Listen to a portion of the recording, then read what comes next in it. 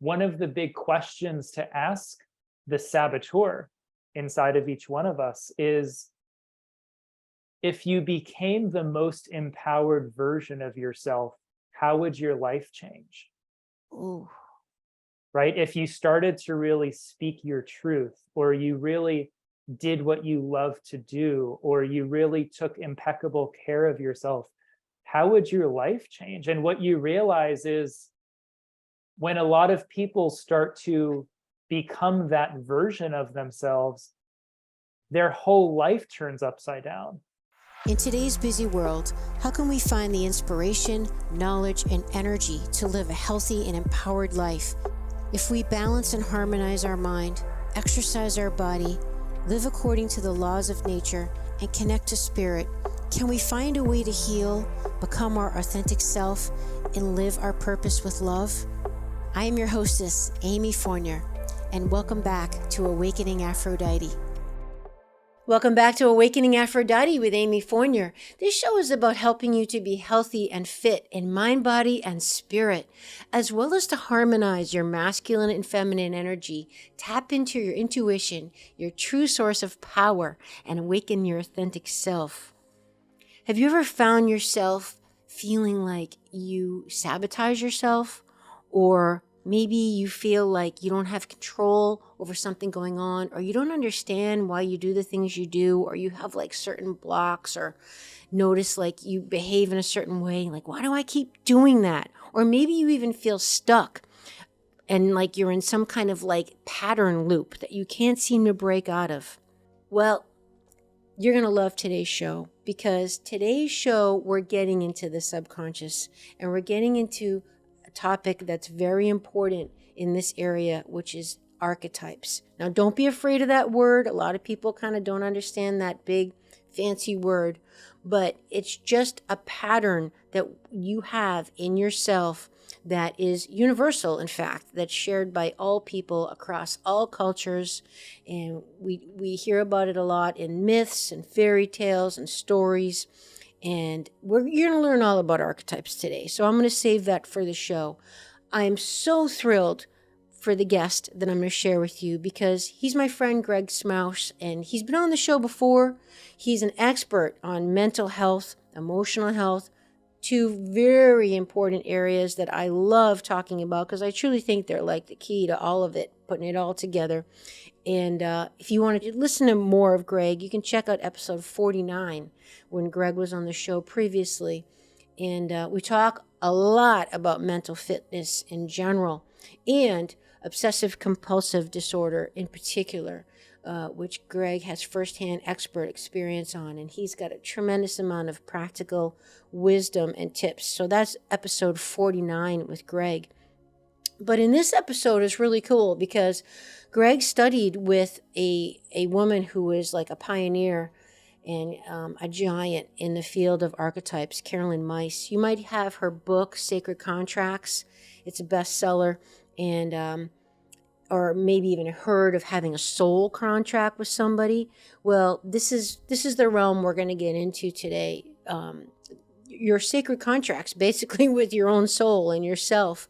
And Caroline developed something called an archetype wheel, which involves your unique individual 12 archetypes and how they are, what their relationship is like with each other, to help you understand why you're doing certain things you do, why you have certain blocks you might have, and most importantly, how to manage and navigate with these archetypes that you were born with to get what you want in life, just to be happier and healthier and all that good stuff. So Greg studied with Caroline on this method in particular, and he contacted me and said, I think your audience might like this. And I said, oh, hell to the yeah. They absolutely will, as will I. So Greg actually casted my wheel. And as usual, I share my personal, subconscious, deep, and often humiliating, vulnerable stuff with you guys. So what the hell? I share with you my personal archetype wheel. And so if you want an insight into the subconscious mind of Amy Fournier, well, here you go, carte blanche. Oh my goodness. Sometimes I don't know why I do this, but I just hope it helps you. And I'm just laughing at myself. So also, we have a link for you. Check out in the show notes where you can download the archetype wheel to take a look at what we're talking about. And of course, contact Greg directly to help him guide you through your own wheel, which I would highly recommend. At the end of the show, Greg shares a discount that he's giving to Awakening Aphrodite listeners and watchers. By the way, you can watch the show on YouTube, right? And if you want to subscribe to my channel, great. If not, great. No big deal. But the YouTube channel is called Awakening Aphrodite Podcast, Fit Amy TV. Fit Amy TV is my Instagram handle, by the way. And all that'll be in the show notes. You're going to love this episode. It's powerful, super powerful. Can't wait to hear what you think about it. Thank you for sharing it. And lastly, if you want to support me, all you have to do is subscribe and maybe leave a review. That's the best. Leave a review. And visit my recommended products, my e-store. And you can get discounts at all the stuff I use daily and love so much that I had to share it with you. So you can check that out on my website, amyfournier.com, under the e-store. All right, enjoy today's episode with Greg Schmaus. And welcome back to Awakening Aphrodite with Amy Fournier. Today, my guest is my friend, repeat guest, Greg Schmaus. Welcome back to the show, Greg. Thank you for having me. I'm excited to be here. All right. I know this is going to be a powerful and very, very important and valuable episode for people because we're going to delve into probably the most under-respected, under-understood, and under-talked about aspects of holistic health and wellness. And that is mental health, mental, emotional, your mindset, because it really controls everything. It's not even necessarily what you think, but how you think, and those daily tapes that are going on in your head that are determining so much of our experience and can be just the Achilles heel for so many people, So I'm excited because I view you as someone who really has got the mental health component. I don't want to say locked down, but you've got it ahead of most of us, and a well-earned title because you sure did have to pay your dues, and we get into that in episode 49, which is your first appearance. We talk about mental health and your struggle as well as your success in dealing with obsessive compulsive disorder, which unfortunately is very common nowadays as people are struggling for control. But I'm just thrilled because I really think of you as someone who's got a pretty good handle on the mental component of holistic health. Well, it's funny because, if you ask me, do I have a good handle on the mental health component? I would say yes, I have a great understanding of it. And really the epitome of mental health is actually not related to the mind. It's getting back into the heart. And, one of the sayings that I love is all mental illness is the avoidance of a deeper suffering. Ooh. And the deeper suffering is really that of the heart. So a lot of times we use our mind to avoid some sort of pain or vulnerability that we don't want to feel.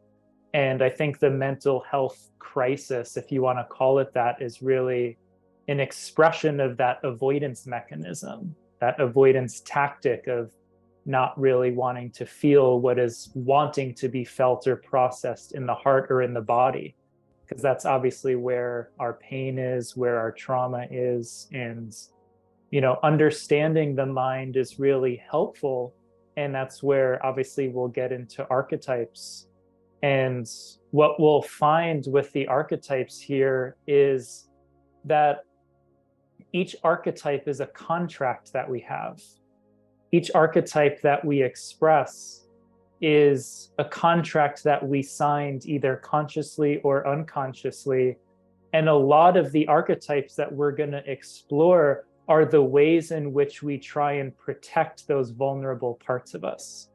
Like we'll get into the child and the saboteur and the victim and all of these archetypes.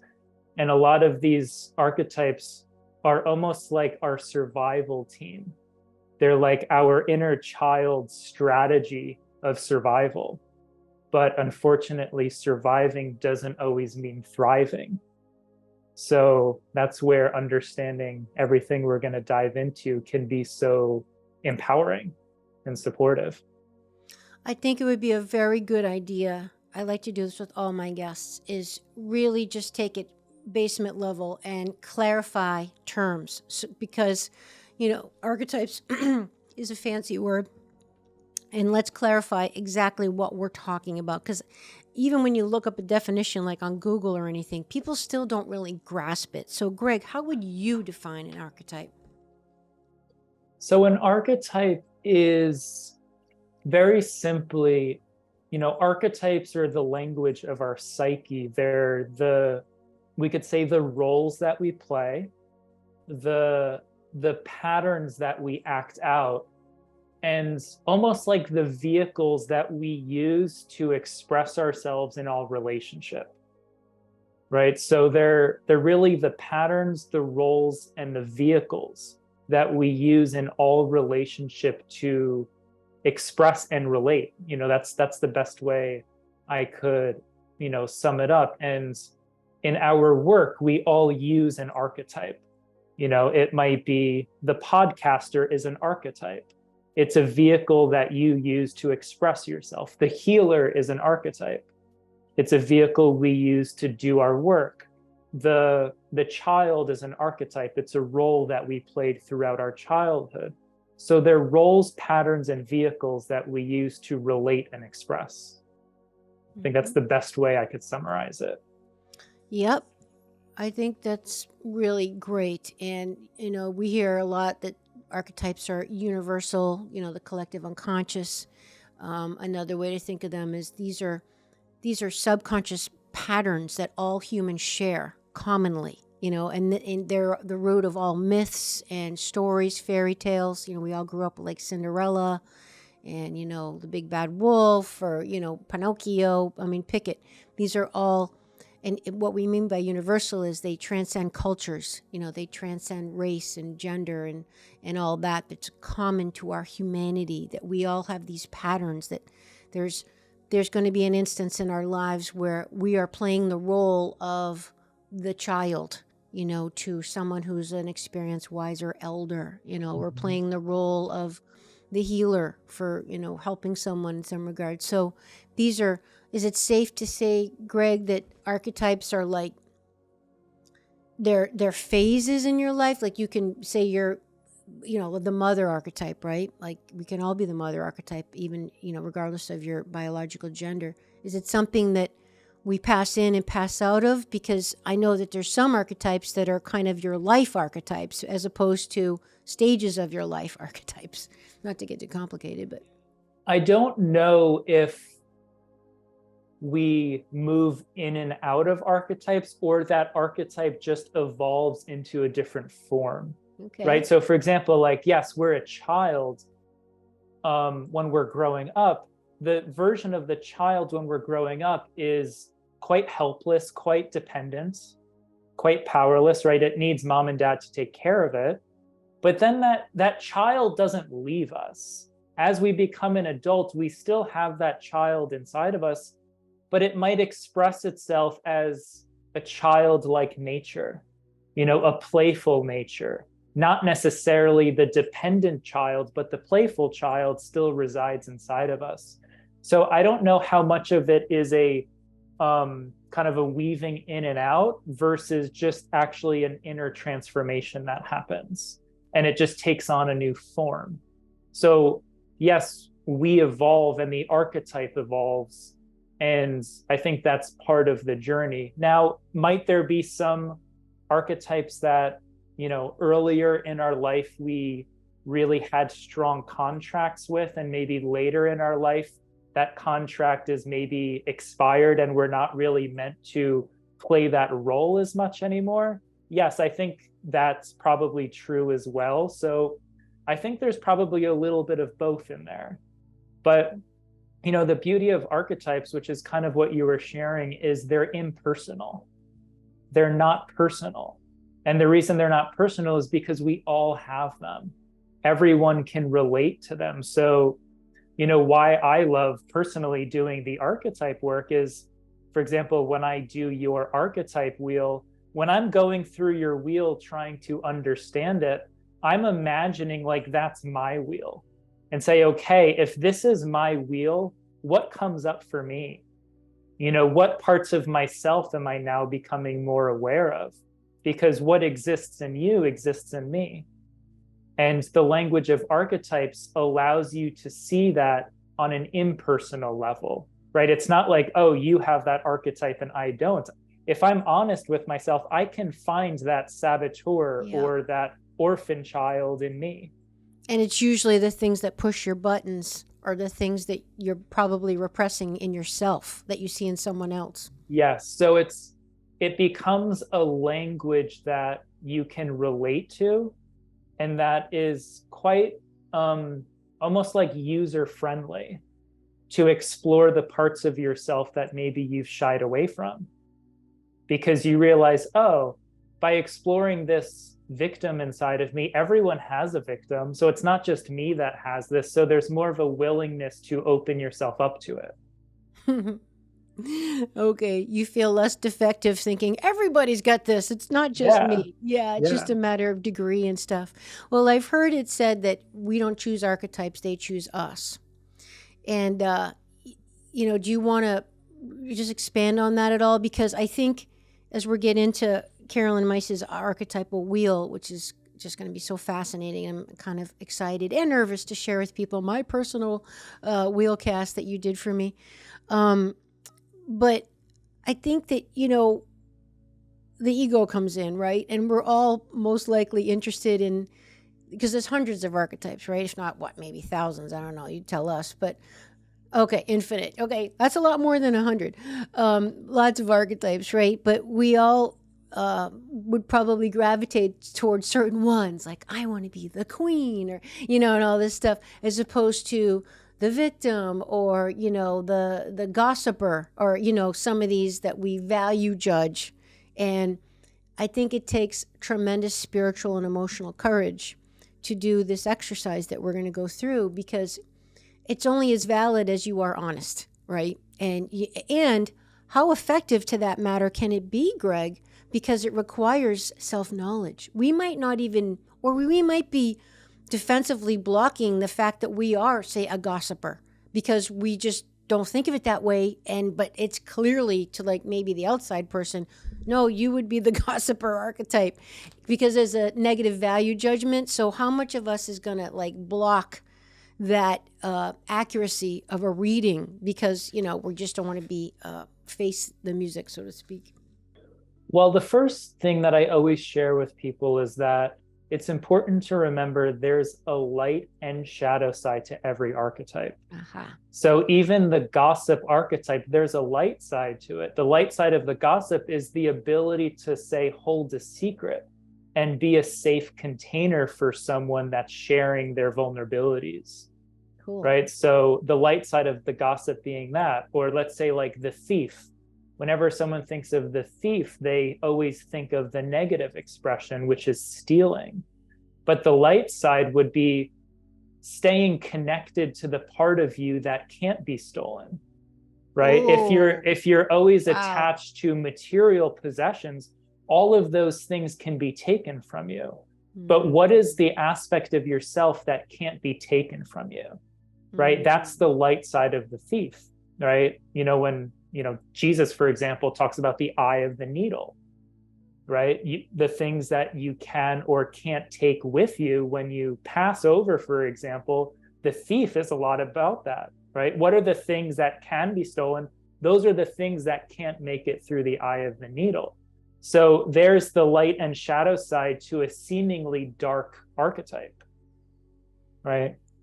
So important. Yeah. That is such an important point you just said. I mean, that's probably one of the most important things we're going to say is everybody needs to remember there's light and dark to each archetype, the shadow, the positive and the negative. And that's what this show is all about, as you know. It's just like harmonizing and having discretion and knowing everything has a front and a back, as they say in Eastern medicine. Everything, it's not all love and light. I mean, you just got to get your head out of the sand if you're thinking it's not. There's a other side to everything. Yeah. So wisdom, discretion, knowledge. And the truth is that the reason for that is all of these archetypes and the wheel is your relationship with your own power. Ooh. Right? Where you empower yourself, that's the light expression of the archetype. Where you disempower yourself, that's the shadow expression of the archetype. Right? So it all comes back to, people think, oh, this is my relationship with my work, and this is my relationship with the other person in my life, with my home. Is like, yes, that's true, but on a deeper level, it's your relationship with your own power, right? Where you claim it, where you give it away, where you negotiate it. And that's really where the archetypes are a great vehicle for personal empowerment, because that's all it really is. And as I say in probably every show, true health, happiness, wholeness, fulfillment requires self-knowledge. And life is a constant process of really knowing who we truly are at our core, without all the programming and fear and any of that. But that's the person who's going to be the most happy and fulfilled. And Yes. for you to have, I love that, a relationship with your own power. Self-sabotaging behavior, I do it constantly. In fact, we're going to get into that as I, open my soul to everybody and share what my reading was. And I know I self-sabotage, and it's like, Greg, these things are subconscious. We're not doing them on purpose. And that's one of the beauties of this tool, this archetype wheel that you do with people. And that's why I'm so excited to have you on the show, so people can contact you and you can guide them through their own process to help unearth, to help discover, to be aware of maybe there's some of their subconscious patterns, so they can understand themselves, and then they're empowered to do something about it. That's what it's all about. We can't change things and move on if we don't even know we're doing it. And that's the trick of the subconscious. Nobody's going to do it on purpose, but that's why it's subconscious. So archetypes, symbols, they all work in the realm of the subconscious, which is the under the radar stuff that's going on behind the scenes. Yes. And this wheel is a wonderful tool to access them. Yeah, so a little background on the archetypes in the wheel. So we all have 4 survival archetypes. Okay. Right? We all have the child. We all have the victim. We all have the saboteur. And we all have a prostitute. Right? So the child is our inner child. The victim is the part of us that looks out for any situation or possibility of being victimized. The saboteur is our patterns of self-sabotage. And the prostitute is our patterns of compromise or negotiation, where we're willing to negotiate ourselves. Wow. And these are the 4 archetypes that we use to ensure our survival. These are learned patterns of adaptation, right? These are the formative forces that are created in your home environment as a child. And that, remember, the child is totally dependent on the mother or father archetype. So the child says, okay, based on my environment and my relationships and my situation, what do I have to do to ensure my survival? Well, I need to be taken care of by mom and dad. So there's the child. I need to pay attention to any situation in which I might be victimized. There's the victim. I need to potentially sabotage myself in certain situations to ensure my survival, right? It might be, it's not safe for me to speak my truth within my family because I'll get attacked for it, right? So I might sabotage my voice.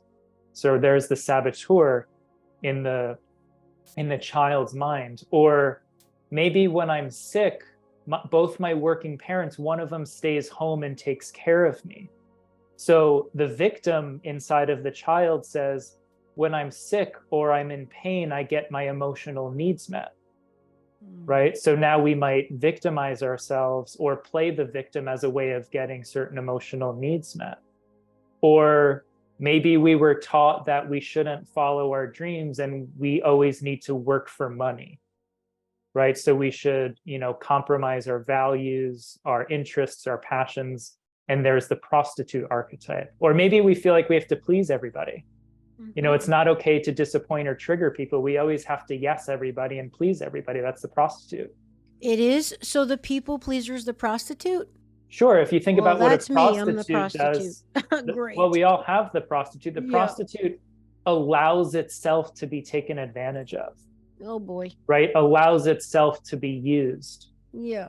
Right? That's a people-pleasing mentality, right? That's a form of compromise. Right? We're saying yes to someone else, but saying no to a part of ourselves. Yes. So that is a form of, archetypal, prostitution, and abandonment. And a self-abandonment. But what's important to remember is, first of all, like I said, we all have these 4 archetypes. So the 4 survival archetypes are universal for every human being. Yes. Just getting that clear. Okay. Yes. They're kind of like the inner child's archetypal survival team. Okay. So regardless of your upbringing, your family programming, culture. Them. Okay, good. Yes. Okay. And the truth is, if you really want to understand why a lot of people don't heal from whatever their pain or illness is, look at the survival archetypes. Wow, that's a huge statement. Yes. Wow, because it's subconscious. Oh my God, whoa. Okay. Because that's where we negotiate our power. That's where we compromise thriving to ensure surviving. God. And that's where we also get our emotional needs met by playing some disempowered role. Like, for example, my dad was an orthopedist. He was a physician, and, he and I didn't have a deep, emotional connection. He was an amazing provider. He and I have a great relationship now. But when I was a child, I was longing for a deeper connection. So anytime I was in pain or I was struggling with some illness or whatever, my mom would take me to my dad's office, and I would get the best treatment from my dad and his nurses and his partners. And there was this part of me that was like, oh my gosh, when I'm in pain, I get more love from dad. Right? So now there's the victim archetype that says, I get my emotional needs met when my back hurts. Right? Because I get more empathy and compassion from people. And attention. I feel taken care of. So there might be a part of you that, if you're struggling with some sort of health challenge, ask the question, what part of me is benefiting by not resolving this? Wow. Right? That's called secondary gain. What is the secondary gain in this pain or this illness? And you usually arrive at one of those 4 survival archetypes. This is just huge. Yeah, just huge. I'm just kind of processing all this. So, okay, the 4 survival archetypes, they can be the root of people who just aren't healing in spite of efforts and different tactics and whatnot. Because we got to get to the subconscious drive. Yes. And that... because they're somehow getting some kind of need met by whatever the situation is. Yes. They don't have another avenue to get the need met. Yes. They're sabotaging their own empowerment to get those emotional needs met. Hey everybody, hope you're enjoying the show. I'm here with my friend Hannah of Seeb and Solace. Hannah, you've talked a lot about how the skin can be related to what's going on mentally and emotionally for us, and even our immune system. And you actually had that personal experience yourself, so you know firsthand the result of PTSD and eczema personally. Can you just help us understand how there's a connection there between our mental, emotional, and what our skin is doing? Acne, eczema, rashes, any other skin problems? I was born during the war in Iran, and that created a constant battle of fear of anticipating dying as a young kid instead of having normal, playful, and active imagination as a kid. Your nervous system is an extension of our immune system. And when our immune system gets compromised, this essentially can affect your skin. You basically start to show skin issues such as eczema, psoriasis, heavy itching. And that's because your nervous system has been affected. As a child, I noticed that both me and my sister we were battling heavily with eczema on our face and our scalp. Not knowing what's happening, my mother took us to an herbalist, and they were able to tell us that they need to be on heavy amounts of mugwort seeds and saffron to calm the nervous system down and detox the gut, so we would reduce and eradicate the signs of eczema and itching. Let's talk about the benefits of mugwort seeds. And that's what makes your company unique, Hannah, is that you sell the Persian mugwort seeds as opposed to the leaves, which can be common with some other herbal companies. These are known as golden seeds in Iran because they're considered the king of all seeds. And this ancient Persian detox has been passed down through generations. It's a one-stop source of nutrients your body needs to detox liver and purify the blood cells. What happens, these seeds detox your gut and your liver, which then allow for healthier red blood cells that act as a medium culture for all of our 50 trillion cells. So this allows our immune systems for growth and repair, which we need on a regular basis. I have a mugwort seed hot tea with a couple of strands of your Persian saffron in there too, probably about 3 mornings a week. I absolutely love it. I'm really not a big tea fan, but I've become one. And I just love knowing I'm doing something good for my body and supporting another woman-based business and somebody that has ethics and morals and is giving back to the planet and does things holistically. So thank you for your amazing products, Hannah.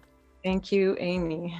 And you can get your own, you guys, save 10% because Hannah has given us a coupon code, FITAMYTV10, all caps, at checkout, and you can try it and save and let me know, and let's drink mugwort together. And what's interesting too, I know one of your main mentors. You're obviously a Mutual mentor. Yeah. Well, you have so many amazing mentors that have guided your development and your work. But Caroline Myss, as you refer to, and I'm going to have you in a second explain what the 12 houses wheel archetype wheel is. But just on this one area of the 4 survival archetypes, she mentions that by getting clear on our own 4 survival ones, again, the child, the victim, the prostitute, and the saboteur, we can see them as our most trusted allies, which is a very interesting thing I'd like you to elaborate it on. Because they represent spiritual as well as material strengths. They can become your guardians and will preserve your integrity, refusing to let you negotiate it away in the name of survival. So can you expand on how, a victim, a prostitute, a saboteur, an eternal child, how could those be allies for me, Greg? Well, if we take the victim, for example, the victim is an ally by paying attention to any situation in which you are being victimized. Okay. Right? So for example, let's say you're in a marriage and maybe your husband is being physically or emotionally abusive. To deny that you're a victim in that situation would be silly, right? So the victim in that situation is notifying you, hey, we're a victim here, which means we need to take action, set a boundary, and make a change, right? So there's a difference between being a victim and playing the victim. Okay, what? Right? So being a victim is when you actually are being victimized and you do something about it. You set a boundary, you take action, you make a change, you get out of the marriage, right? So that's being a victim, but being the light side, which is the empowered victim who becomes the victor, right? The shadow side is playing the victim to get your emotional needs met. That's very different. Yeah. Right? So the ally aspect is it's going to notify you when you are being victimized, and what you need to do is set a boundary and take action. That's the light side of the victim. Okay, so the idea of the 4 survival archetypes are that, yes, they're universal. We all have them. They can be our best allies because they can just make us more cognizant of situations in our lives where we're coming up against that archetype. Let's just say opportunity or whatever expression. And we can act consciously. We can make a conscious choice on how to react to a situation with intention rather than just automatic pilot or okay. So it's very, very empowering. Yes. But they always stay with us, right? Like even like you never overcome, okay, I'm no longer the prostitute. Now I'm in integrity. Because there's very often in life, there are situations that are a threat to our survival. Yeah, of course. You know? So throughout life, you need to have these archetypes to make you aware of potential threats. Wow. If you didn't have these archetypes, you don't have your survival team. Uh-huh. But yeah, what you need to make sure of is that you just don't get stuck in survival. You know, like imagine, think about this. And this is one of Caroline Myss's teachings. Think about a 7-story apartment building. And I say 7 because we have 7 chakras, right? The ground floor represents your root chakra. The root chakra is all of your survival instincts. It's safety and security, right? That's survival. All of your survival archetypes live on the ground floor. So there's benefits, and it's important to have the ground floor because it's the foundation. But we can't get stuck there.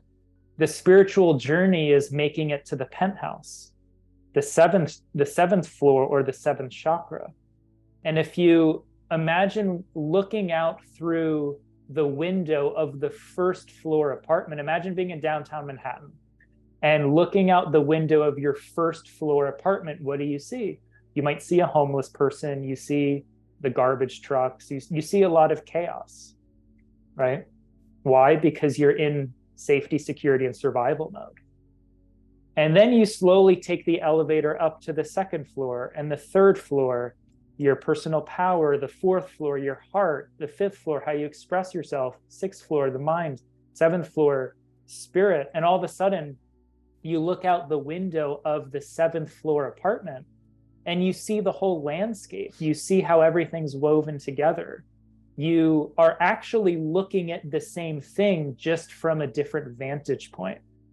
So that doesn't mean the 1st floor is not there. It's there to ensure your survival. If you don't have the 1st floor of the apartment, it all crumbles, right? Because you don't have your foundation, right? So we can't skip the 1st chakra and climb up to the 7th chakra because you have no support beneath you, right? And a lot of, people on the spiritual path try and do that. Right? They might, skip taking care of their body and try and go right to, spiritual practices. But we have to take care of our body first. That's why, Paul always teaches, getting the 4 doctors down first. That's all ground level, foundational principles. So that's why those archetypes are always there, but we don't want to get stuck there. We still want to work our way up the apartment building, so to speak, till eventually we can have that broader viewpoint, that higher vantage point. So we have the 4 survivals, and then we have 8 individual archetypes that we're working with at any given moment. And those are going to be different from person to person. That's going to be based on, yes, go ahead. Let me just clarify that what we're now getting into, just for the audience, is now we're getting into what's known as the 12 houses of the archetype wheel. Okay, yes. So this is the system that Caroline Myss, why don't you just lay the foundation of what we're talking about? It's like she put this together, It's 12. Okay, please. So the archetype wheel contains the 12 houses of astrology, right? A lot of people know the 12 houses from astrology, and I'm not an astrologist. I'm not an expert in astrology. I just understand these houses through an archetypal lens. So like what's your Right? sign? So I'm an Aquarius. Okay, those are the houses, right? yeah, so the first house represents your ego and personality. This is who I am, right? So we all have one archetype in the first house. The second house relates to our life values, our core values, our material possessions, our finances, also how we value ourselves. So our self-esteem and self-worth, that's the second house. So we have an archetype there. The third house represents our communication, our self-expression, how we interact and perceive the world. It's also our relationships with our siblings, because that's where we learn communication. We have an archetype there. The fourth house represents home and family life. This is our home and family of origin. This is also our current home and family life. The fifth house is our creative expression. So this is kind of our inner gifts that we love to express and share with the world. This is kind of like the house of fun. It's play, it's creativity, it's sexuality. The sixth house is our work and our health. So that might be our job or our career, but it's also our inner work, the work we do on ourselves, and also our physical, mental, and emotional health. The seventh house is one-on-one relationships. So all one-on-one relationships, not just intimate relationships, all one-on-one relationships. Then the eighth house is other people's resources. So this is other people's money, other people's time. It's really all of the things that you want or need from others. All of the things that others have to offer you. Right? So the second house, my resources, what I have to offer. The eighth house, which is right across from it on the wheel, other people's resources, what they have to offer me. Those are two powerful houses. The ninth house is spirituality. So your relationship with that which you consider God. The 10th house is your highest potential. So whatever archetype you have in the 10th house is really very much your vehicle to reach your highest potential. The 11th house is your relationship with the all, right? With community. Remember, I said the 7th house is one-on-one relationships. The 11th house is group relationships. So tribe, culture, community. And then finally, the 12th house is our unconscious, right? So this is our relationship with the collective unconscious. And this is the archetype, whatever we have in the 12th house is kind of like leading from the back, so to speak. It's informing from the unconscious, it's informing from behind. So it's almost like whatever archetype you have in the first house leads from the front. Whatever archetype you have in the 12th house leads from behind. And obviously we'll get into your archetypes, but essentially we have the 4 survivals. Then we have 8 additional archetypes, which vary person to person. So that makes 12. And we have the 12 houses. So we have one archetype in each house, really taking a dominant role in that part of your life. Mm-hmm. Because they all exist within us simultaneously. But, yes. But at one particular time in your life, one might dominate. Okay. Yes. And the truth is, every archetype exists on some level in every house, but there's one that plays the most dominant role.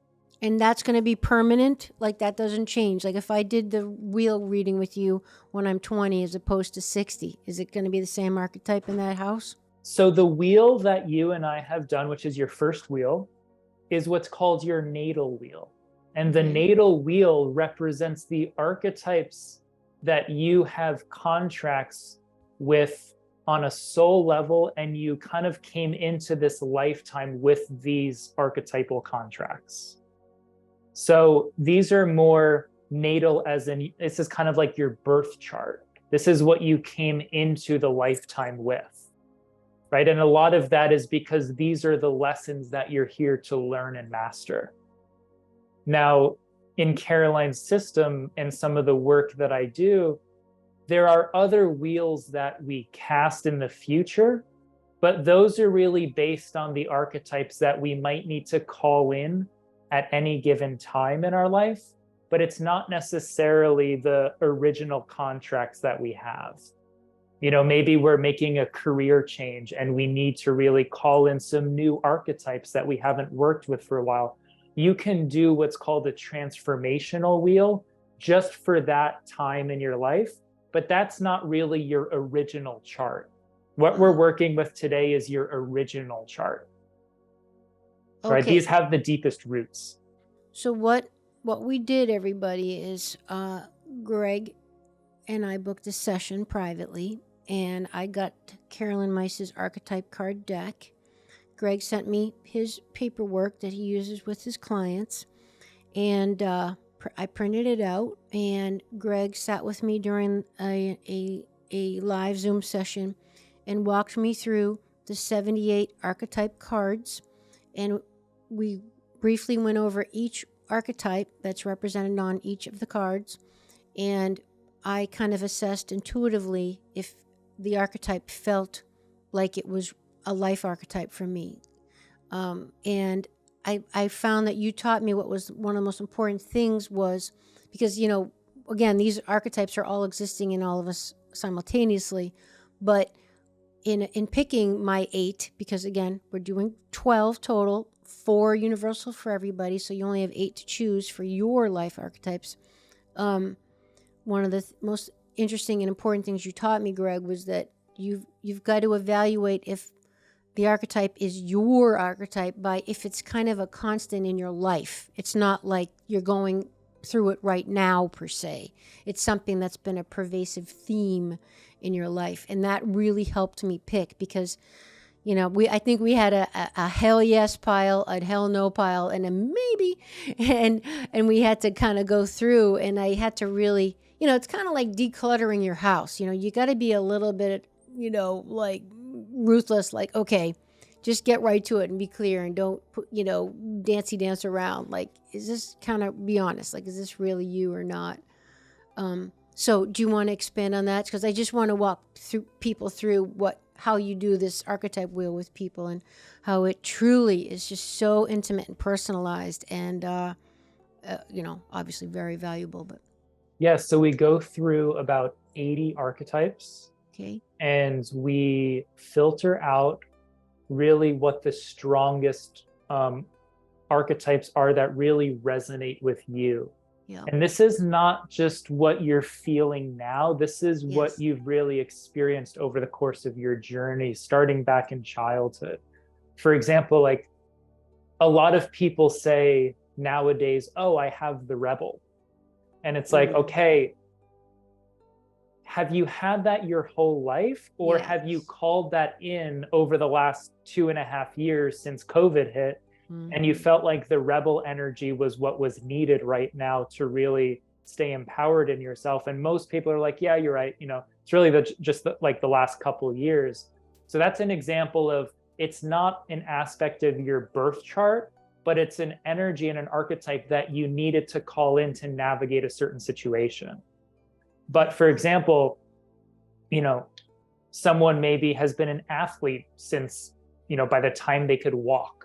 Okay, like, that's really, you know, an archetype that you've embodied. Maybe, you know, you've always been, you know, you've always had the love of learning, and you're just like have this devotion to knowledge. Ever since you were a child, you loved reading. It's like, okay, you probably have the student, right? Or maybe you always wanted to help people, or you always were interested in like helping people with their healing. Or if someone was in pain, you wanted to, okay, maybe you have a healer, right? So it's really, you know, what are the patterns that have really existed from the very beginning?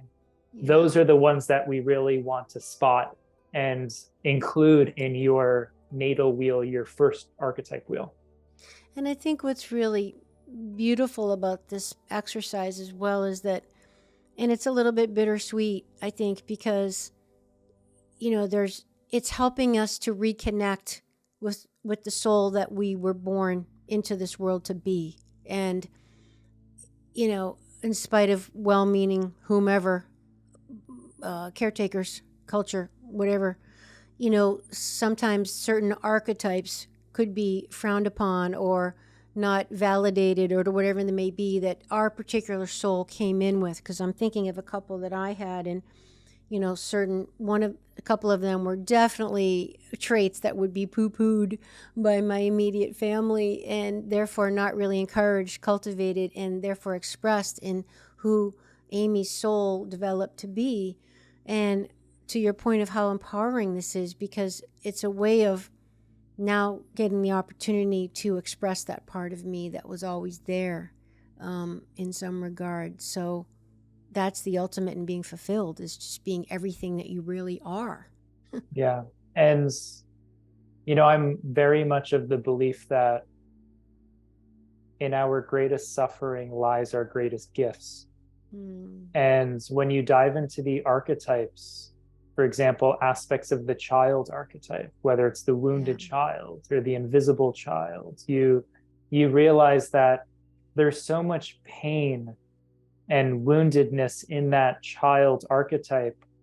And all of our archetypal patterns are really built to protect that child. But if you really start to explore that child archetype, you realize, oh my gosh, like all of my greatest gifts were like right there. And it may have been the things I was bullied for.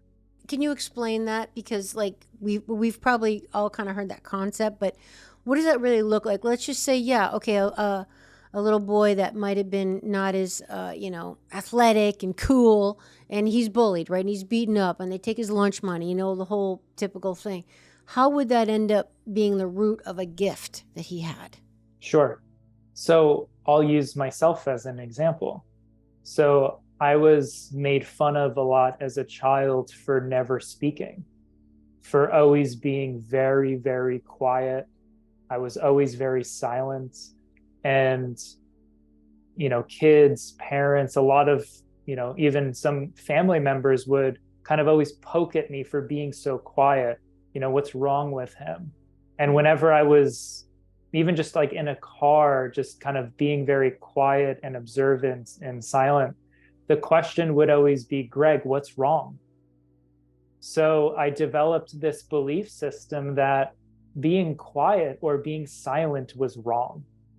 And being quiet and silent was my natural state of being. That was my natural state of being. Was I didn't speak much. I was just silent. I was present. I was very observant. But I was taught to believe that that was not okay. So over the course of my journey, a lot of the suffering is how I rebelled against my natural state, how I rebelled against my original state. So to push yourself to talk more type thing. Yeah, to try and talk more, to be more expressive, to always have something to say. It created tons of anxiety, social anxiety, you know, self-judgment, the inner critic.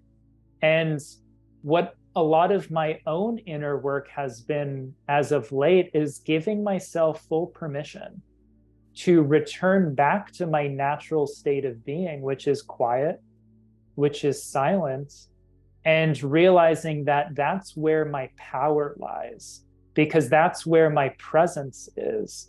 That's where my ability to observe is.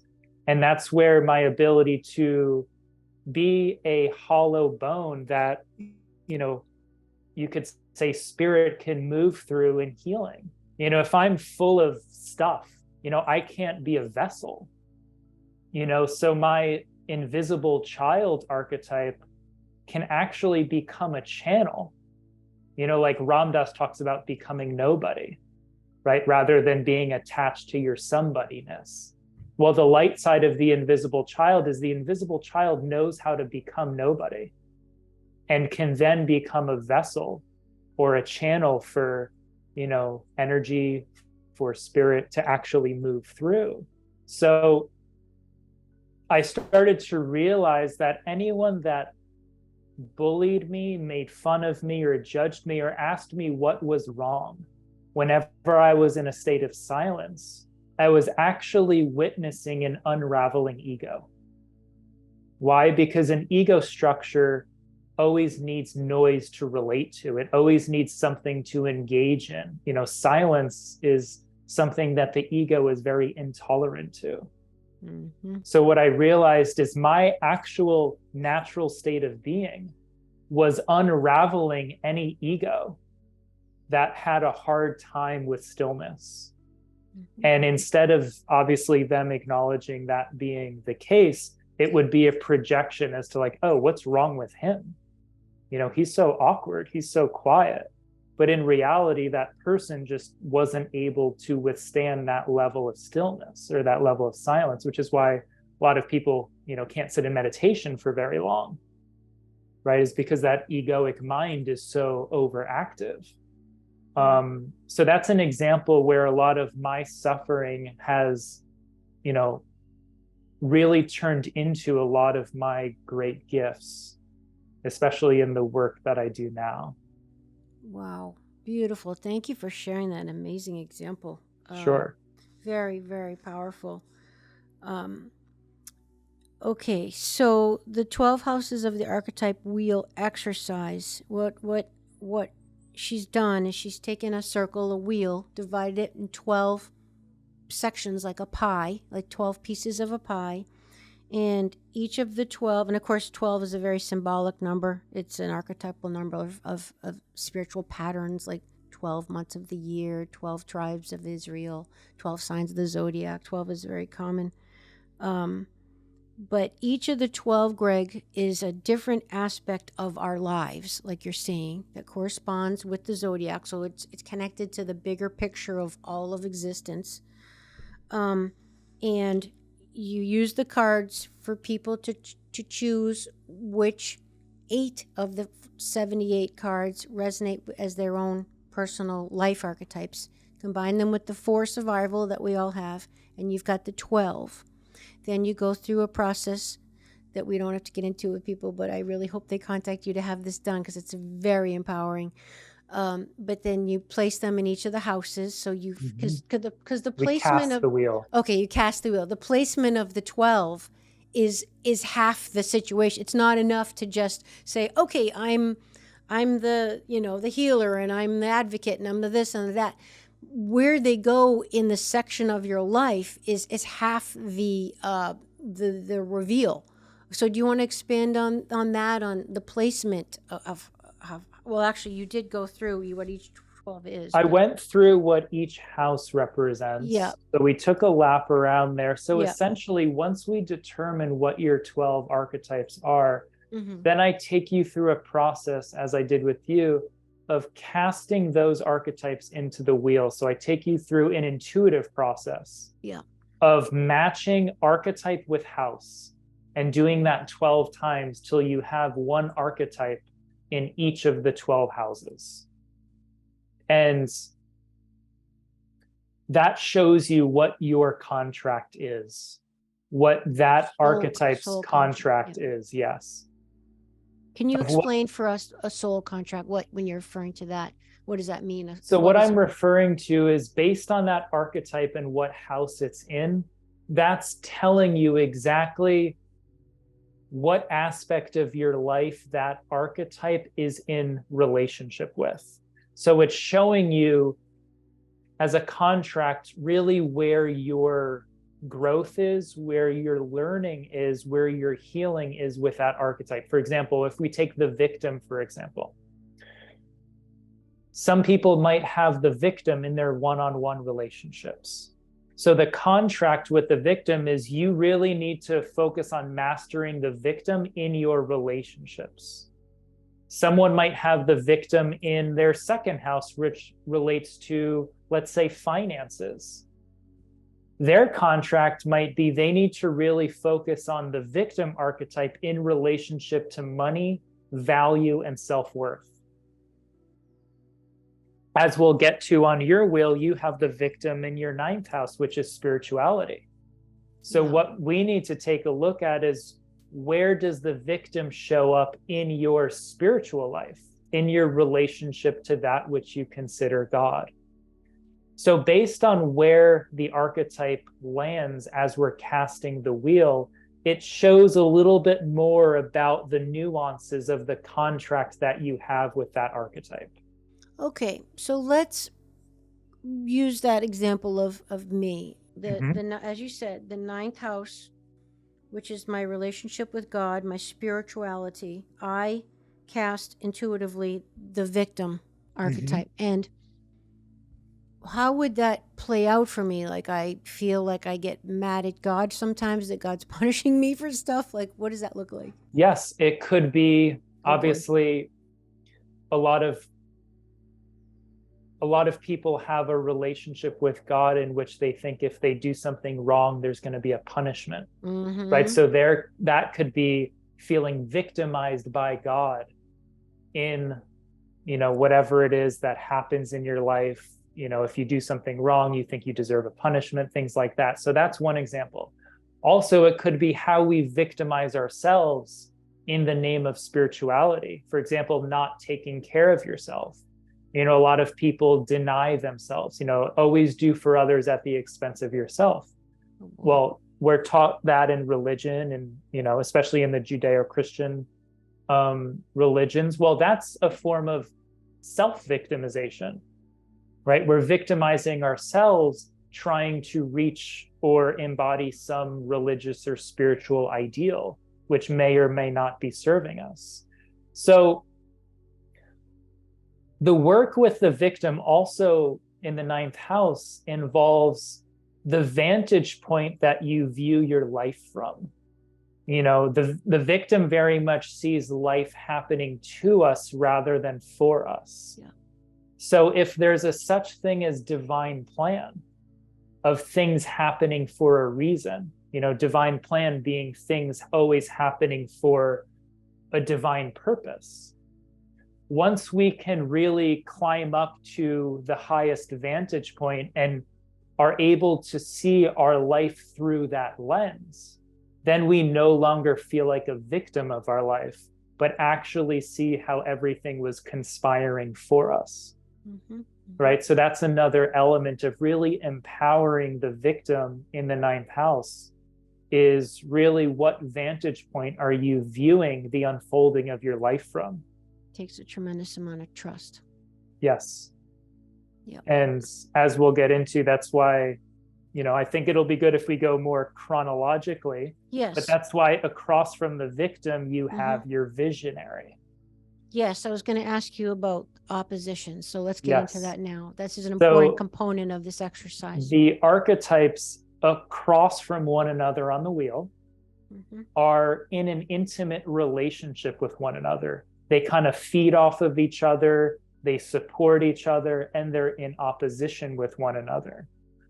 So across from the victim, you have the visionary, right? So the visionary is all about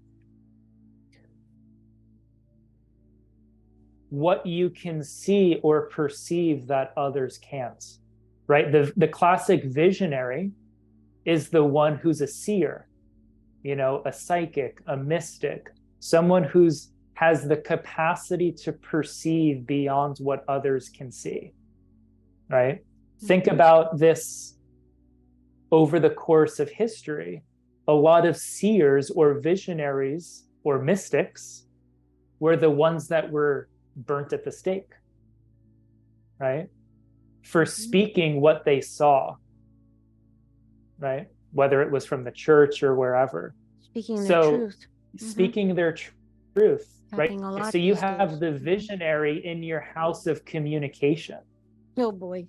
So the ability to express and share what I see, but maybe others don't. Oh boy. And in history, a lot of visionaries were victimized because of doing that. Okay, but the relationship between the two. So for me, visionaries in my third house, which, as you said, is communication, which involves sharing my truth. So let's say I don't, like in this current cancel culture, I bite my tongue, I'm afraid of the social ramifications, being rejected, ostracized, made fun of, attacked, whatever. So I hold my tongue. Greg, how does that then affect the opposing archetype in the ninth house, which is victim? Then I become a victim? Like, how does that Well, work? first of all, if we're not speaking our truth, we're censoring ourselves. Yeah. So we're victimizing ourselves. Okay, so if I don't hold one end of the house, it throws off the other. Yes. Opposition. The one always affects the other. Also, if you ask the question, why am I afraid to speak my truth? Well, the truth is, the reason we are afraid to do so is we're afraid of being victimized. We're afraid of being attacked. We're afraid of being censored. We're afraid of being judged. Right? So the fear of being victimized is where the visionary holds back, compromises its vision, doesn't speak what it sees or perceives. Yeah. Right? So that's those two archetypes working together, either in the light or the shadow. So it's kind of like they're either both, is it safe to say, being positively expressed, or they're going to both be negatively expressed. They don't balance each other. It's not like, okay, if I'm being the victim, that means the visionary is going to be stronger. They don't it's not a seesaw. They kind of. It depends how you want to use it, because you have free will here. For example, if you're in your victim, seeing life happening to you, of blame, self-pity, kind of that feeling defeated, of just life happening to me, you can look across your wheel and say, okay, who's across from my victim? I'll have the visionary. Mm-hmm. Well, what is the visionary telling me right now?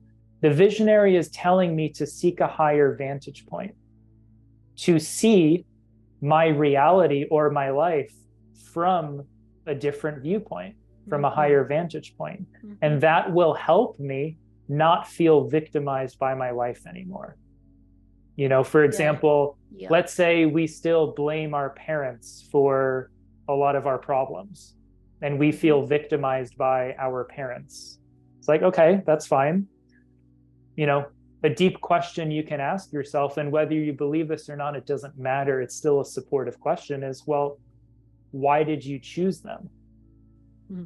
Right? That could be the visionary seeking a higher vantage point. Yeah. And saying, okay, well, maybe there were lessons I needed to learn through the challenges I had with my father.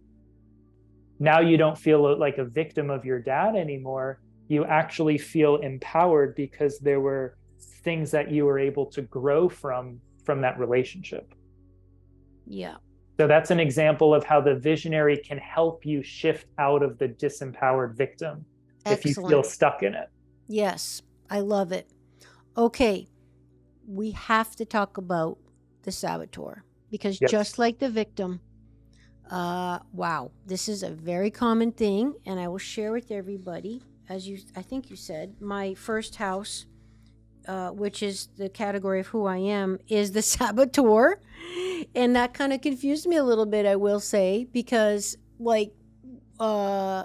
who I am is the saboteur, like the world perceives me as someone who sabotages stuff, or what does that mean, Greg? Okay, so first house, this is who I am. Yeah. Right? So having the saboteur there, we want to ask ourselves, where have I sabotaged who I really am? Oh, God. Right? Yeah. So it might be, being who I think everyone else wants or needs me to be. Right? That could be a form of sabotage in the first house. Indeed. Right? So the saboteur is your relationship with truth and your relationship with fear. Right? So we always sabotage out of the fear of something. Right? If I don't sabotage, then X, Y, and Z is going to happen. Could even be fear of pain, like fear of loss, fear of change. Yes. Because this, please finish your thought, and then I will share something that just happened with me, where doing this process with you triggered in my memory, like, oh my God, I'm sabotaging myself. Like, here I go. So, yes. Mm-hmm. So when the saboteur comes up, we want, or we're exploring the saboteur, we want to ask the question, well, first of all, where did I learn to sabotage? Oh. Where did I learn how to do this? Oh. And what was I protecting myself from? Right? Mm. Like we talked about, sabotaging our voice. Maybe the dinner table as a child wasn't always a safe place to share because there were maybe a lot of arguments and a lot of, conflict. So maybe physical violence. So maybe we learned that it was safer to sabotage our own voice than to actually express ourselves and run the risk of being attacked for it. Oh God, I know it. Yeah. Disapproval, abandonment. I mean, yeah, all of it. Yeah. Yeah. So what are you protecting yourself from? Right. And remember that it served you well. It served you well. A lot of people go into like guilt and shame around where they sabotage, oh my gosh, I'm always sabotaging. But remember, that pattern served you well for a period of time. It ensured your survival. Yeah. It's what you needed to do to feel safe for a period of time. Yes. But obviously what kept you safe is now holding you back from being free and feeling empowered. Right? So one of the big questions to ask the saboteur inside of each one of us is, if you became the most empowered version of yourself, how would your life change? Oh. Right? If you started to really speak your truth, or you really did what you love to do, or you really took impeccable care of yourself, how would your life change? And what you realize is, when a lot of people start to become that version of themselves, their whole life turns upside down.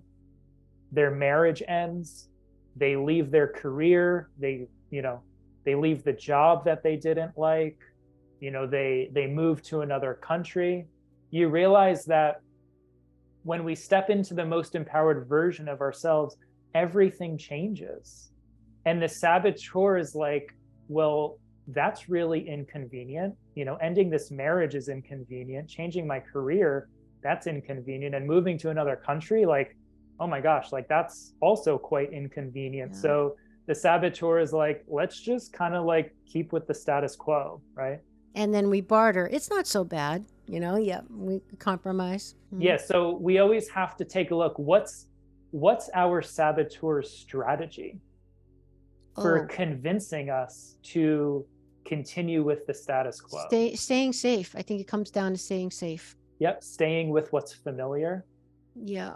Right? Or perceiving that you're staying safe. Yeah. So that's really, having that in your first house really means that these are the things that you're really here to master. Oh God. And I picked a doozy. Lead it to me. And Greg, what is the role of self-esteem? And it's got to be related to the saboteur. My goodness. Yeah, it's self-esteem is a lot about trusting yourself. Oh boy. Right. So, and it's also about trusting life. So a lot of the survival archetypes and the self-sabotage is really, we don't yet fully trust ourselves, and we don't yet fully trust life. Right. So we don't leave the job. We don't leave the marriage. We don't move to the new country. Why? Because we're not trusting ourselves and we're not trusting life. This is why Caroline talks a lot about intuition being directly related to self-esteem. The reason we have a hard time accessing intuition is because we don't trust ourselves. Right? We haven't developed enough self-esteem to trust ourselves. Wow. So that's what blocks intuition. So the saboteur is also where we carry a lot of psychic weight. Psychic weight is the weight of the limiting belief systems that we carry that hold us back from really thriving or making changes or empowering ourselves. So psychic weight is really a lot of the baggage that we carry with us, right? That we're yet to let go of. And, that's a lot of what like the cross in Christianity, the cross a lot of the teachings in mysticism, the vertical axis representing vertical consciousness, right? The horizontal axis representing linear time or horizontal consciousness, right? And horizontal axis being past, present, future. So there's, a time lapse there. But vertical consciousness is the eternal now, where you can manifest things instantaneously, right? So in Caroline's teachings, for example, she says the more psychic weight you carry, the weight tips the vertical axis into the horizontal.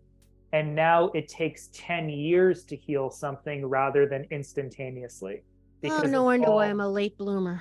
It might be, Wow. it took me 10 years to have the courage to leave the marriage because I had the insecure belief system that I wouldn't be able to take care of myself, right? So that's psychic weight that causes something that you can manifest instantaneously, or it can take 10 years for you to develop the courage to pull the trigger on that. Wow.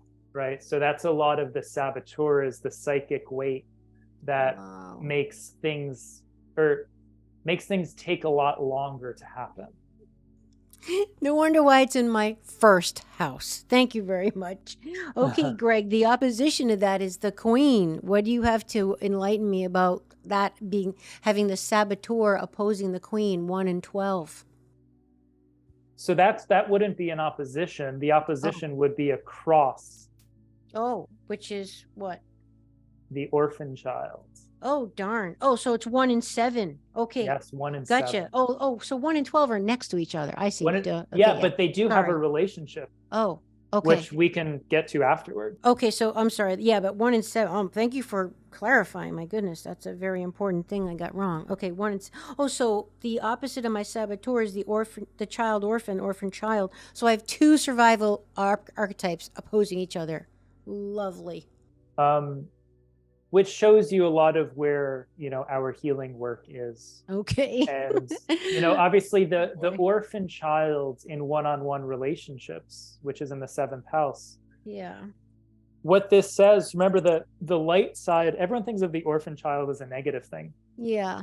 Which there's a shadow side, but the light side is the orphan learns how to become very independent. Mm-hmm. The orphan learns how to take care of him or herself. Mm-hmm. Because obviously no one else is really there to take care of it. Mm-hmm. So there's a lot of independence and ability to survive on its own, right? So that's the light side. The shadow side is the feelings or fears of abandonment. Yeah. Right? So if we look, at the opposition, well, if the saboteur is rooted in fear, what is the core or original fear? It might be abandonment. Yeah. Right. So that's the opposing pattern of the saboteur and the orphan child in the 1st house, your ego and personality, and the 7th house, your one-on-one relationships. And if you want to kind of throw in, obviously you brought up the 12th house, which is next to it. Next to 1. Next to 1. Mm-hmm. So 12 turns back into 1. The Queen is in the 12th house, right? So the Queen is in your unconscious. The Queen is that real feminine authority figure, right? That leadership role, that authority aspect of your divine feminine, which is a very powerful archetype to have in your unconscious. So that's one of your great allies. The shadow side of all archetypes of the royal family are potential feelings of entitlement. Ooh. Of what I felt entitled to, or what I feel entitled to. And that can cause us to sabotage. How so? If we feel,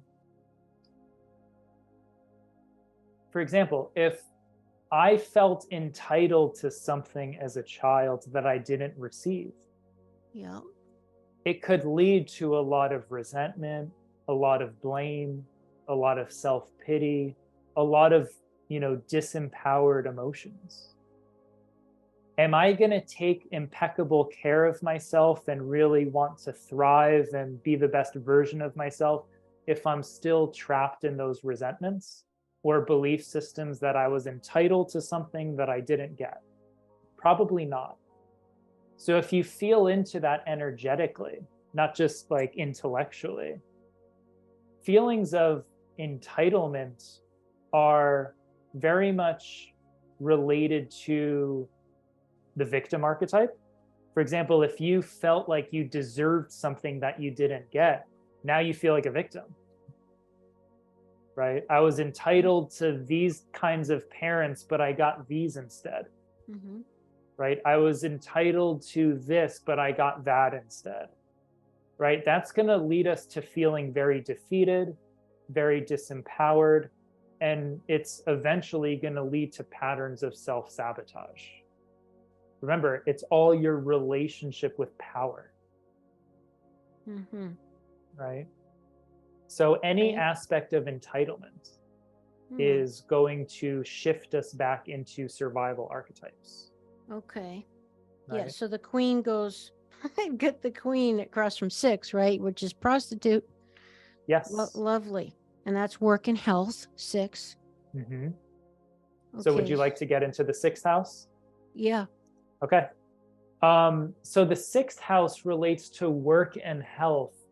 So the 6th house, work and health is really the 2 areas of our life where we, let's say, keep the trains running on time, right? We go to work, we pay the bills, we pay our mortgage, we keep the lights on, we keep the bills paid, we keep things going. Taking care of our health keeps our body going so we can get up and have the energy. So these are kind of things that we have to do.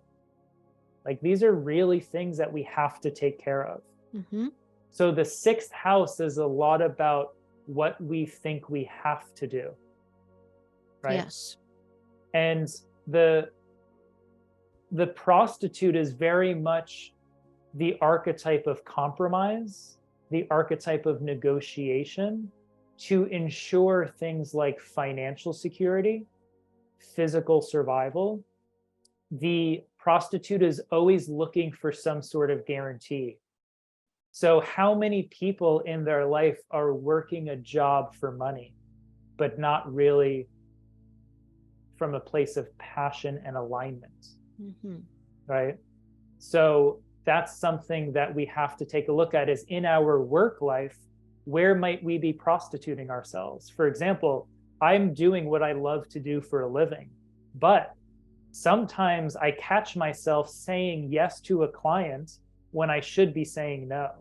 Maybe I'm really depleted or I need a day off and a client says, hey, can you see me tomorrow at this time? And I say yes. Or you need the money, but your instincts are saying this is not a good My fit for you. instincts are saying this is not a good fit, or I need the rest, or, any number of reasons, but I say yes. Why? I'm going to be getting paid. Yeah. I'm going to be helping them get their needs met, so I'm pleasing them. Yeah. Right? So this is where the prostitute could show up in our work. People do this all the time. So the prostitute, Greg, is almost like a conscious or should be a conscious bartering, almost like a this for that, a tit for tat. Like I'm doing this to get this, and as long as you're conscious of it, I guess it doesn't have to be a bad thing, right?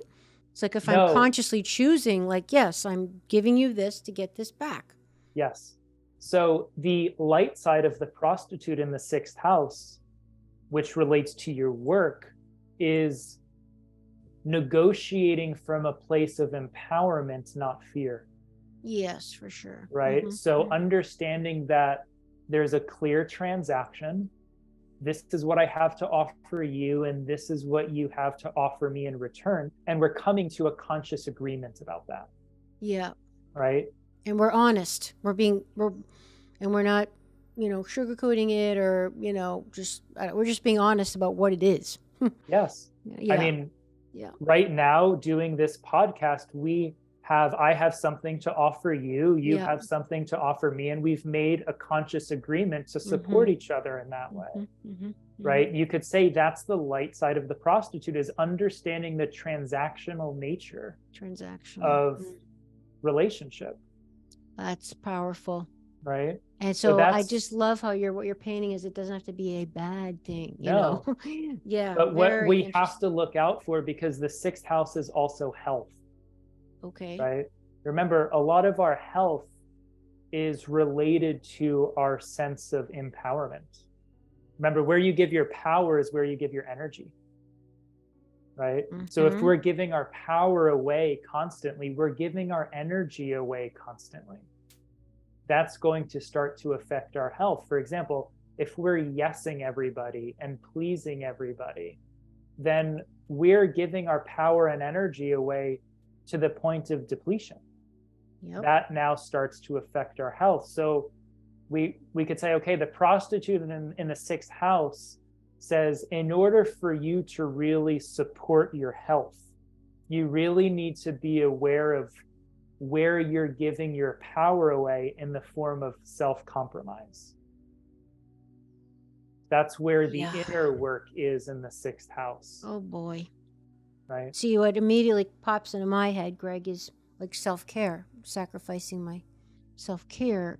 Does that make sense? I don't know. It could be sacrificing our self-care to make more money, or to just do an extra podcast, or see an extra client, or do an extra class, or yes, whatever it might be. Is, remember, the prostitute is very interested in physical survival.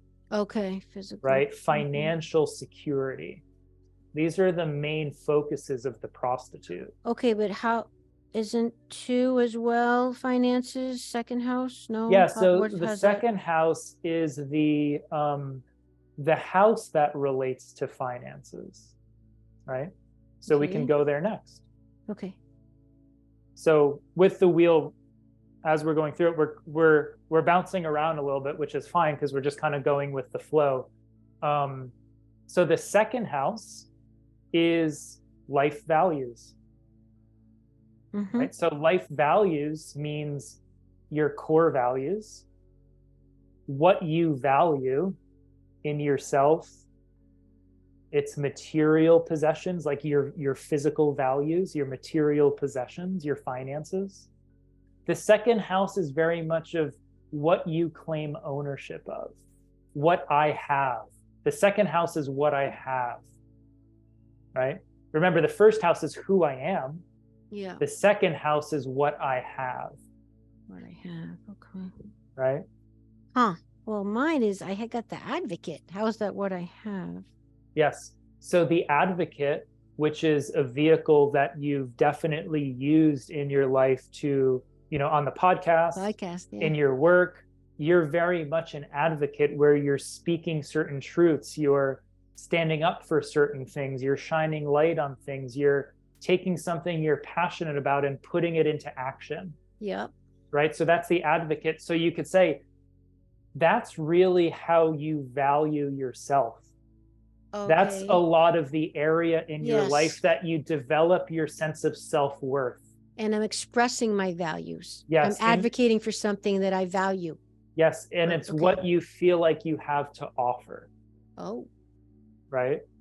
Being the Advocate. Tell me more about that. Yeah. Being the Advocate is a gift that I have to offer.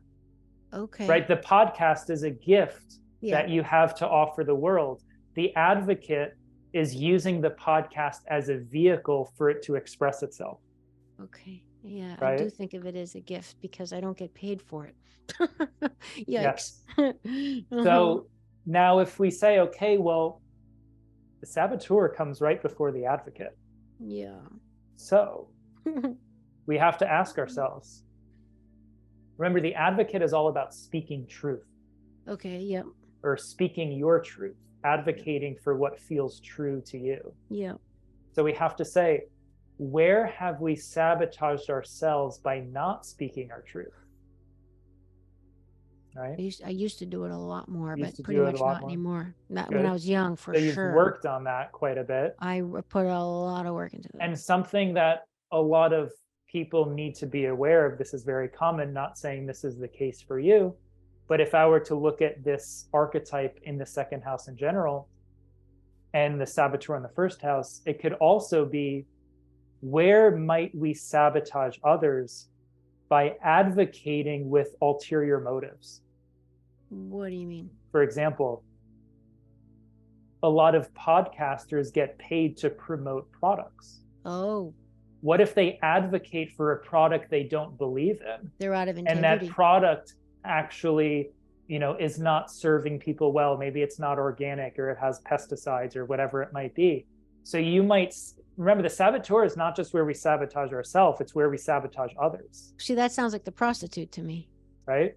It's part of the prostitute as well, Mhm. financial gain, Mhm. right? But the advocate, the shadow side, might be not just not speaking your truth, but advocating for something that you're not aligned with, that you don't Oh, God. believe in. Yeah, you're out of integrity then. Right? You're out of integrity. So that's where you're Mhm. sabotaging others potentially. Yes. Oh, Right? For sure. So Mhm. not saying that you're doing that, but that could be It's a a potential. possibility or Mhm. a potential, Yes. having those two archetypes in the first Yeah. two houses. Well, it's always dangled in front of me with people wanting to get on the show to promote their whatever that I don't believe Sure. in, or particularly the products. I mean, any of the ads, if you will, on my show, products in my e-store, my recommended products, they're all products I literally use every day and believe in. Even like having you as a guest on my show. Like I get people asking, come on, and I have to stay in integrity with myself. So Yes. I try to, my advocate's pretty strong. My Yes. saboteur, that's not so great. Some of the others, but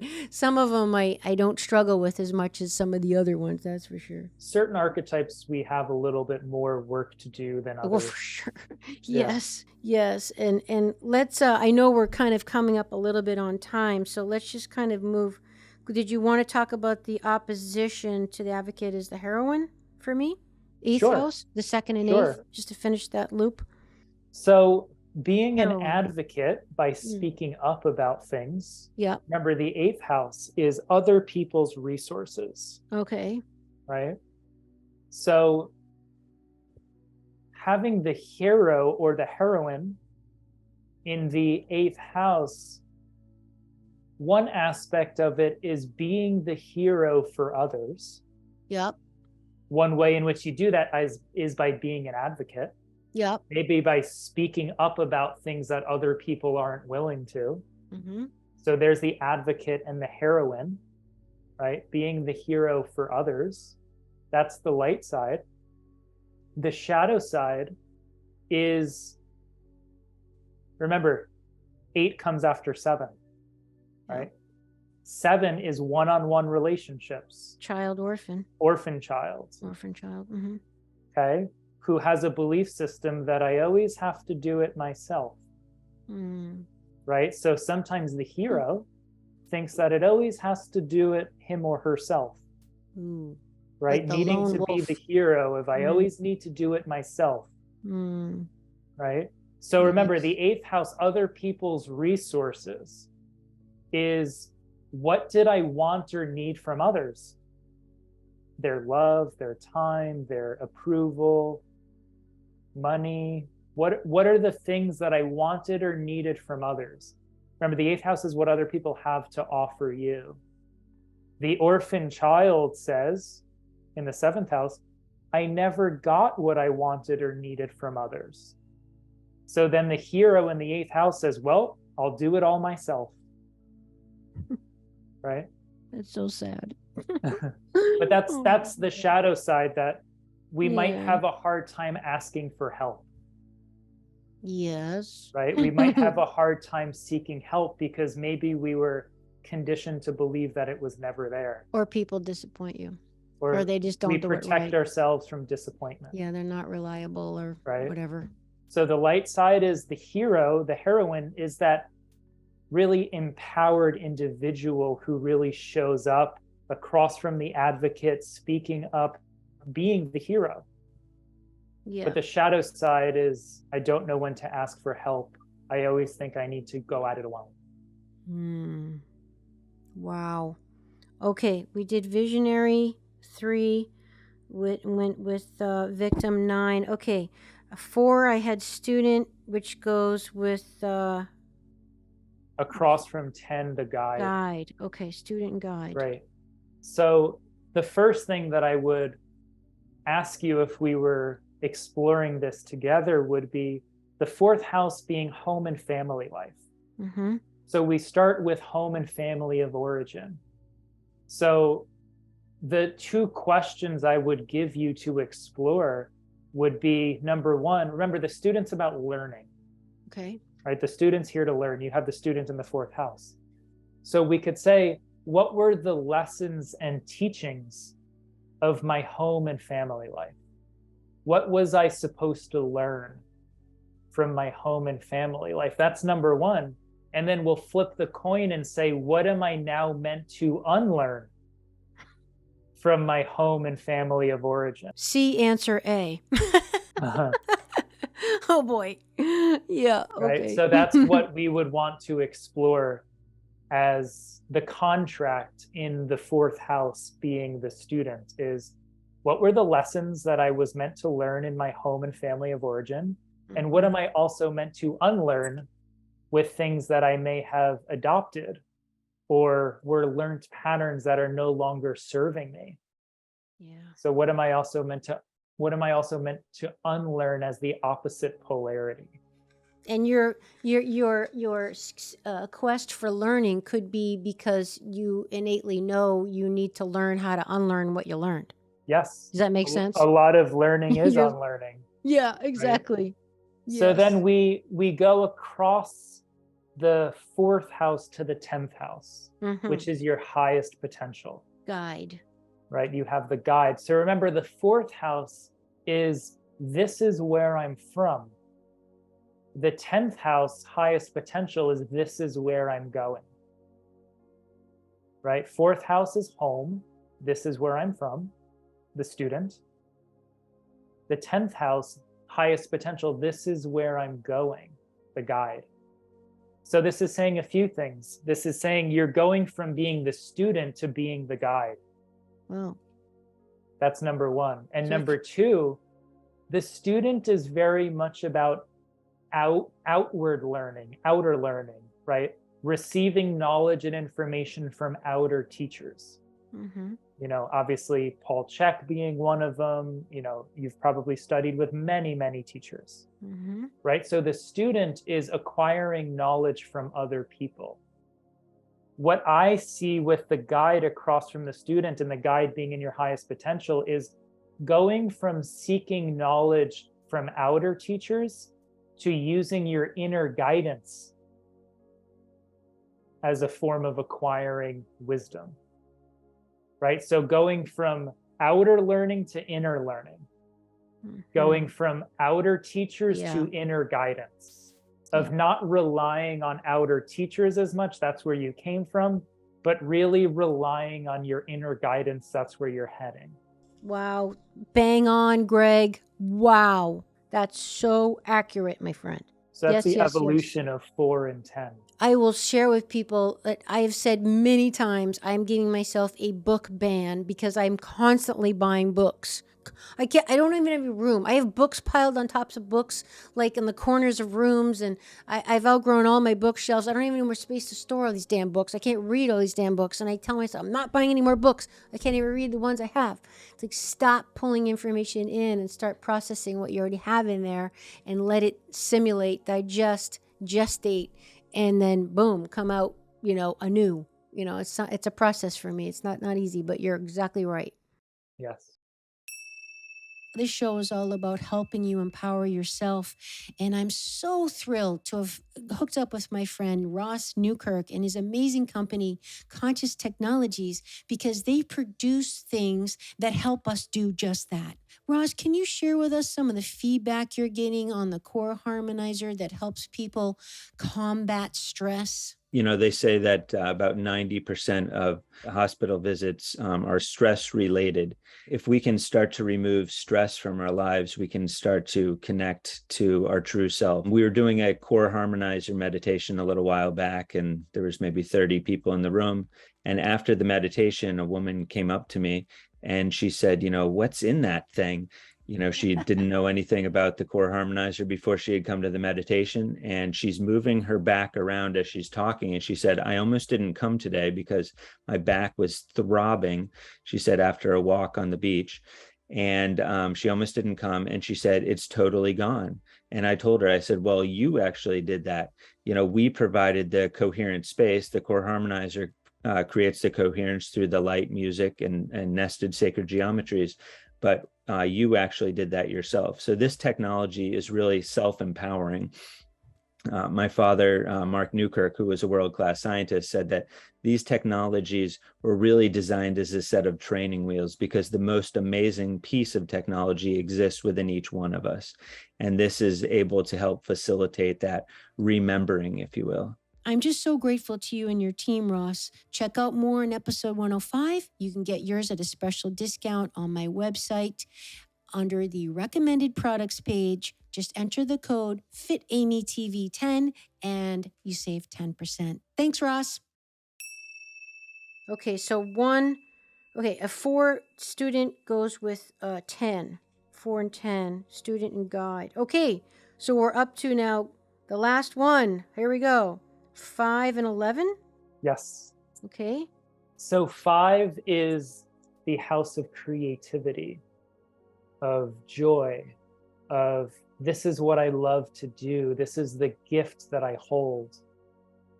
And then the 11th house is your relationship with community, of the greater whole, of this is how I share that gift with the world. All right, we got to tell people Right. what mine are. My final 2 houses, everybody. Your 5th house, you have the goddess, Mm-hmm. right? So the 5th house with the goddess contains the life force energy. To me, the goddess represents that real life force energy. So what you want to explore is, how do I express my life force energy in creative ways? How do I love to use my life force energy? And also what you have to be aware of is how you manage your life force energy. Yes. Right? Yes. And the 11th house, which is community, groups, tribe, the collective, etc., that's where you have the healer. Right? So the role that you're playing for community and the collective is the role of the healer archetype. So the opposition, what this says is your life force energy is the healing that you bring to the world. That might be in your exercise classes, right? It's the energy that you bring that supports people's healing, right? So what is the gift? Well, I have the goddess there. What is the goddess? It's my life force. And how is that offered to the world? It's the healing that I bring to the world, right? Wow. So that's really a lot of that's probably also a lot of your, career in the fitness industry. Well, just in everything, I will say that, even the show or meeting people, I'm just going to say it. Usually the one thing that people comment is my quote unquote, my energy, whatever that means to them, the energy that I'm giving off and the vibe, or call it inspiration, motivation. I don't know. But even different jobs I've had, and we've done surveys of customers and stuff. And we say, what are the 3 biggest takeaways or the 3 biggest qualities or whatever? It's just my whole life. That's always been in there somewhere. And honestly, Greg, I never really knew what they were talking about to know how to capitalize on that. I'm like, what exactly do they mean, so I can give it more to people if that's what they're valuing from me? And I never really knew what exactly they mean by your energy, because it's not being positive and being Miss Nice Person. It's not that. I know it's not that, because we all know people that are like that. And that's not what it's an essence. And I don't know. What do you think about that? Yes. So if you think about your podcast and the 5th house, the 5th house is my gift, what I love to do, what I love to create. So you could say your podcast is one of your gifts that you love to create. And what is your podcast called? Awakening Aphrodite. What archetype do you have in the 5th house? The goddess, You know, it's crazy. right? You see how aligned that is across Mhm. from the 11th house, which is the world. Well, your podcast is being sent out into the world. What do you have in the 11th house? The healer. What is it bringing to the world? It's bringing healing, Healing energy. right? So they're the contracts that archetypally your podcast is a vehicle for. Yeah. Well, I will say that that pairing helps to keep me helps me breathe a sigh of relief as opposed to my saboteur with my orphan child. Oh my goodness. Well, you know, I would imagine, Greg, in your experience casting these wheels for people, that, you know, there must be common themes of, you know, like you obviously you're teaching us is there's 4 survival ones we all have. No one gets out of life alive without the 4 of them in their being. And you know, I'm sure that there's more similarities in the wheel castings than not, right? In your experience, I mean, I'm just assuming. And Yeah, I don't mean in the I don't mean in the archetypes that are in the wheel, those 8. I just mean the patterns. Yeah, just kind of the struggles and the oppositions. Yeah, I mean, you know, we're all working through it. We all have similar experiences, similar traumas, similar, you know, blind spots, wounds, etc. So, you know, a lot of the things that we work through are quite similar. It just might present itself in slightly different ways, which is why you see the wheel looking different for every person. But once you get down to it, like we started with, this is your relationship with your power and how you choose to use it and be in relationship with it. And these archetypes really are reflecting that back to us. You know, so the beauty of the wheel is it becomes each person's blueprint that mirrors back to them their relationship with their own power.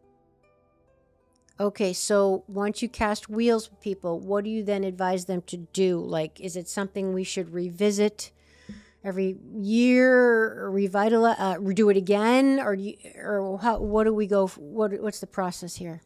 So whenever I cast someone's wheel, we usually spend 2 to 3 hours together, either in one sitting or we break it up. And we'll cast the wheel, we'll go through it. I'll kind of offer some insights like I've offered you. And then I usually recommend people just digest it for a little while, do some journaling. I'll usually send some journaling questions for each archetype, for each house. And then I also recommend looking at the wheel as also the calendar year, with the first house being January, the second house being February. So also each month, really putting a little bit more focus on becoming more aware of the archetype that relates to the house you're in and the month that it is, right? So this, as we're recording this, it's November. So really focusing on the 11th house. The next month, December, focusing on the 12th house. So not really getting overwhelmed with trying to master all 12 archetypes at once, but really taking a year to spend 1 month with each archetype, really each day just kind of getting a greater understanding of how this shows up in my life. Yeah. And I use the wheel in most of my coaching. Almost every client that I work with, at some point, we do their archetype wheel, and I use it as a huge reference in the healing work that we do together. So a lot of times after I cast someone's wheel, we'll do, you know, months of coaching together, sometimes a year of coaching together. And, you know, this wheel you could spend a lifetime on, because there's, you know, infinite patterns to explore and to work on and to really master within oneself. And so there's a ton that we can do with it. Oh, yeah. So those are usually some of the starting points that I recommend. Yeah, I will share with me. It's just been such a tremendously powerful and useful tool of like we mentioned in the beginning of the show, just increasing my awareness in my daily life. Like I said, you know, I just had a situation the other day where I was just so procrastinating something that I really wasn't comfortable doing that I knew I had to do for work. And and all of a sudden it dawned on me like 2 days into it, when I still was just so busy, I didn't have time to do that because I had all these other things to do. And I realized I am sabotaging myself. Oh my God. So I broke out my wheel and I looked across. I was like, okay, yeah, saboteur, orphan child. So it is definitely a very empowering self-awareness tool, because then I could do something about it and I could make a conscious decision of, okay, Amy, put on your big girl pants, like, don't sabotage yourself, honey. And, let's do this thing. And, I found it very helpful, very, very helpful. And the supportive work that you give people, the supportive material, I should say, is extremely useful. Caroline Myss's Archetype card, it comes with a little booklet explaining a little more. You can research her work for a deep dive. But it really is a powerful, powerful tool that I'm so grateful that you're doing with people. Greg, Thank you for that. Thank you. Yeah. Now tell me, don't you have a special offer for my audience and again, like I said, I'm not a prostitute at the moment. I really have you on the show because I believe in this thing. It's helped me and I want to share it with other people. It's like when you see a good movie, you spread the word. So here you are in the show. I'm thrilled to share. And as a little incentive for people to get in touch with you to get their wheel casted, we have a little offer, don't we? Yes, so they can go to healing4d.com/programs. And with that, they can purchase time with me directly to cast the wheel. Mm-hmm. And then also, if they're interested in my 21-day Healing the Mind program, they can go to healing4d.com/HTM. And if they use the code Amy20 at checkout, they can save 20% off. So that's a 21-day online program that I created about 2 years ago. That's a real holistic and integrative approach to mental health, and includes the survival archetypes. It's not as in-depth as the archetype wheel that you would do with me one-on-one, but that program is really a lot of the essentials that I've kind of gathered over the course of my journey when it comes to healing the mind. So those are the two best places to get in touch with me.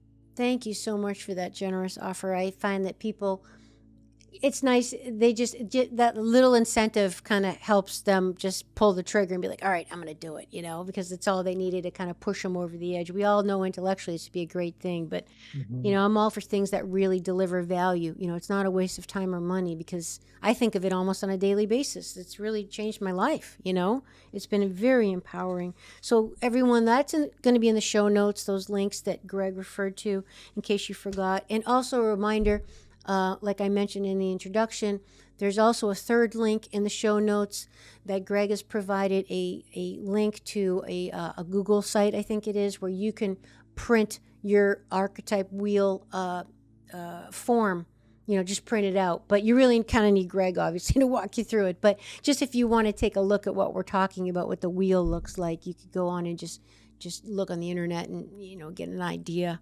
But again, that'll all be in the show notes. Okay, so this has been fantastic. If you want more of Greg, also check out episode 49, where we get into more about mental health and obsessive compulsive disorder, which was a fascinating discussion. Greg, are there any final thoughts you want to share with the audience about the wheel, archetypes, being empowered, your experience with any of this, or final thoughts? No, I mean, I feel pretty good about everything we explored. I think we touched upon some of the key points, some of the most important, kind of the essentials. I think this is also great timing that we're doing it now, because it's a great thing to do around the new year. Okay. To cast the wheel around the new year, because now you have a full calendar year to work with those archetypes. Yeah. So I think the timing of it is great as well. So that's just the only thing that I'll share, is it's nice around the new year to really start to explore this work, because it's kind of a fresh start come January to have these archetypes to work with. And it's all about integrating all of who you are, because they're in there, everybody. You don't think you got the prostitute in you? You do, if you're breathing, all of it. It's just, and again, we can't change what we're not aware of, so we might as well be aware of it. Absolutely. So fantastic. Thank you so much. Everybody, I really appreciate you being with us in this journey. You hung in there this long. Hopefully you found it valuable, that you're still here. Share it with a friend. Let's help people. Let's help heal people and help people be more self-actualized and empowered. And thanks for checking out Greg's work as well. Check out that coupon code as well as all the products, which I love. Help support the show by going to my recommended products page. And the best thing you can do to support me is leave a review and subscribe. That's how you can help support me, and I thank you in advance. Okay, Greg, well, thank you again, my friend. And thanks, everybody, for helping us awaken Aphrodite in you. And we'll see you next time. Would you like to support my mission to help empower people all over the world to be all of who they truly are? If so, please subscribe to the show, leave a review on iTunes, and share it with a friend. And if you're looking to take immediate action to align your energy and optimize your health, visit amyfournier.com. Thanks for listening to Awakening Aphrodite. Let's awaken her together in you. I'm your hostess, Amy Fournier, and I already can't wait to be with you again and for you to hear what I have planned for the next show. Thanks for listening to Awakening Aphrodite with Amy Fournier. To learn more about Amy, check out her website, amyfournier.com. That's AMYFOURNIER.com. You can also check out Amy's live and on-demand virtual fitness and yoga classes and sign up for her newsletter to receive a free mini ebook of 3 of her top tips for making holistic health a lifestyle. Again, that's amyfournier.com and get your ebook sent to your email immediately. Connect with Amy on the daily on Instagram at FitAmyTV, FITAMYTV, and watch many of the podcast episodes and subtopic clips on her YouTube channel, which is also FitAmyTV. Enjoy, and we'll see you next time on Awakening Aphrodite.